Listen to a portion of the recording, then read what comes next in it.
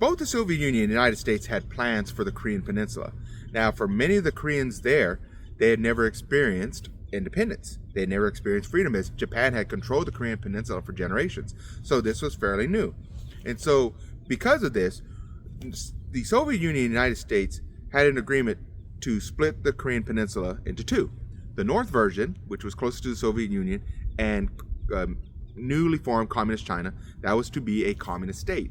And China also agreed to help North Korea in their time of need. The South was to be a democratically controlled capitalist society.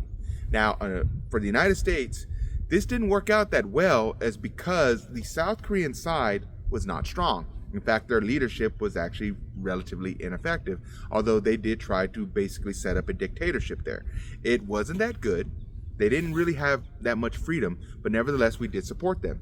But because of their weak leadership and because of their ineffectiveness, the North saw this as a ripe opportunity to invade, in which they did. The North was heavily funded by the Soviet Union. They were able to get weapons and artillery there with relative ease. And so the North took this opportunity to invade the South, and they were able to sustain a significant amount of success. So the Korean War began in 1950, and the North had a complete advantage over the South right now, and the South was in dire straits.